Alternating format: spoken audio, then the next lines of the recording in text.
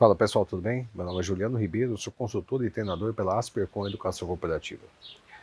Hoje eu estou aqui para dar uma complementada naquele vídeo que eu falei um pouco sobre menos times e mais serviços, lembra?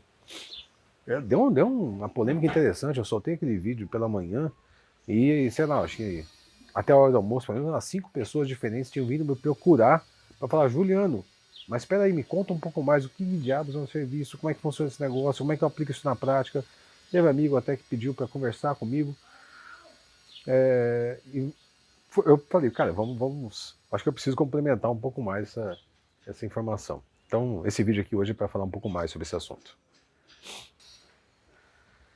Eu acho que a confusão toda se dá é porque nós estamos muito, mas muito ligados ainda com a ideia de que o time é a unidade de negócio e nós estamos ainda tentando encaixar tudo num modelo maravilhoso.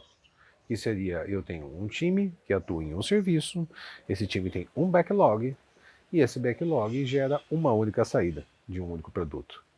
Cara, como eu queria que o mundo fosse assim. Meu Deus do céu, como ia ser bom. Tudo simples, tudo maravilhoso, um mundo com baixa complexidade, um mundo onde as coisas sejam bem mais tranquilas, mas infelizmente o mundo é um pouquinho mais feio que isso. Tá? E nesse mundo um pouquinho mais feio que eu tive que viver, as coisas não funcionam bem assim. Tá? Eu tenho demandas chegando de tudo quanto é canto, eu tenho demandas com todo tipo de classe de serviço ou categoria de risco, eu tenho demandas que chegam atropelando, eu tenho demandas que têm um tempo para entregar, eu tenho demandas, enfim, os fluxos podem variar e tudo mais. Então, num cenário maluco, que é esse que a gente vive mesmo, como é que faz, né, para poder organizar esse trabalho todo?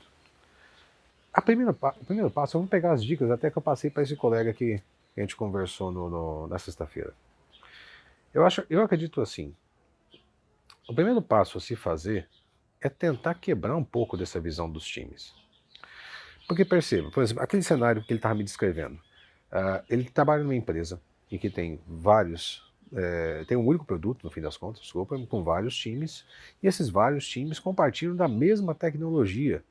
Tá? Embora cada um desses seja um serviço diferente dentro do produto, ainda é um único produto.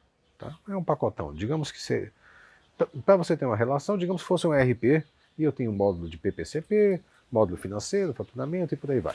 Então tem diversos módulos ali dentro e cada um deles, no fim das contas, fecha o ERP. Só que todos se conversam, todos são da mesma tecnologia e não precisam ter nenhum tipo de barreira tecnológica. Olha só que interessante.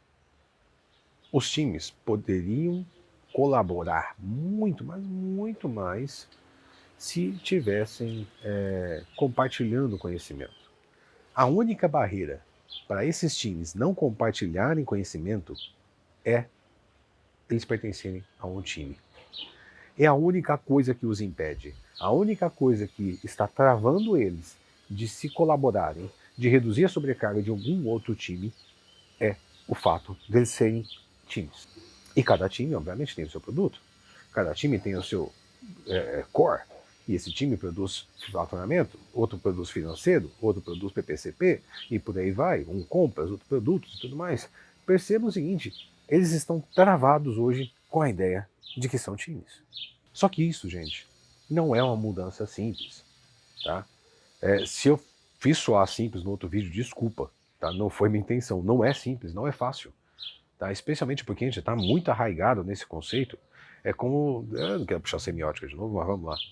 É como se eu tivesse um símbolo que está super fixo na minha cabeça e que eu vou ter que construir um novo significado para ele agora, a partir das experiências vividas. Eu tenho que aprender isso passo a passo. Se eu colocar de uma vez, eu não vou conseguir colocar. Então, como é que faz? Né? Qual que seria o primeiro passo, então, Juliano? Como é que você resolve isso de maneira mágica? Não tem.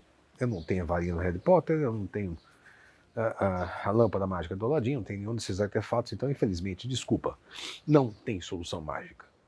Mas eu tenho algo bastante parecido para você que talvez possa ajudar, que é pensar de maneira evolutiva. O pensamento evolutivo é maravilhoso porque eu não preciso pensar numa grande solução, não preciso pensar num plano gigantesco, eu posso pensar no próximo passo. E eu imagino que o primeiro passo a primeira coisa a se fazer é, talvez a gente se aproveitar um pouquinho daquele aspecto humano, né, que a gente tem de, olha, me diz como é que você me mede que eu te digo como é que eu me comporto. Tá, os seres humanos têm esse lance, né, de se comportar de acordo com como eles estão sendo medidos. Então, num cenário desses, onde você tem toda essa dificuldade de fazer as pessoas pararem de se enxergar apenas como times, mas também começar a se enxergar como parte de um todo, de uma organização que entrega resultados e tudo mais, talvez um primeiro passo seja começar a medi-los, não mais por times, e começar a despreterir esse tipo de métrica. Então, por exemplo, nesse cenário que o colega veio me explicar, eu falei, cara, por que a gente não começa simplesmente a medir o fluxo do serviço? Num cenário como esse, por que a gente não para de medi-los como times? E começa a olhar para o serviço como um todo. Começa a olhar para todas as fases e começa a medir. Poxa, quanto tempo leva uma demanda para sair daqui e sair do outro lado? Ou o produto tal, sei lá, o financeiro, quanto tempo leva para sair a demanda? Quanto tempo leva para sair uma demanda de faturamento? E nós vamos começar a enxergar do jeito que o cliente enxerga. O cliente enxerga dessa forma.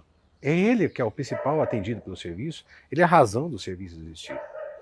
Se eu não tiver um cliente na outra ponta, não adianta nem ter o serviço, tá? nem consigo trabalhar. Então, se eu tenho um serviço que tem um cliente e eu começo a medir as coisas a partir desse prisma de que existe um cliente, de que o cliente precisa ser atendido e que se não tiver esse cliente atendido num tempo X, talvez eu comece a ter problemas, esse tipo de cenário começa a gerar outros comportamentos. E eu estou parando de medir se o time A está produzindo tantos story points, eu estou parando de medir se o time B faz tantos pontos de função, sei lá como é que vocês medem hoje a produtividade dos seus times, e estou começando a olhar o cliente está sendo atendido em quanto tempo. O cliente está sendo atendido pelo serviço em quanto tempo. Perceba, a gente está fazendo uma mudança. Mudar uma métrica para, em vez de pegar e medir o que o time dá de vazão, começa a medir para que o serviço dá de vazão. Essa mudança é o primeiro passo para você fazer essa transformação. O primeiro.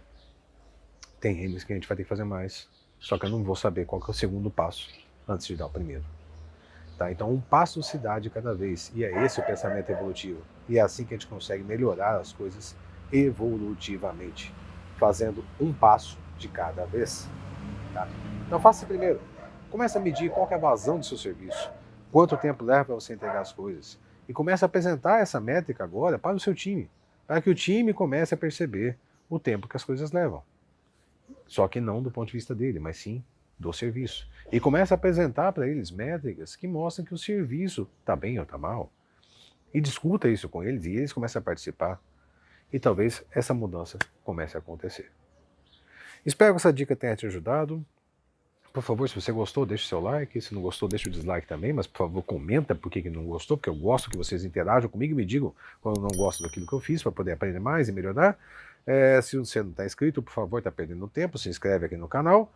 E é isso por hoje. Fiquem com Deus. Aquele abraço e até o próximo vídeo.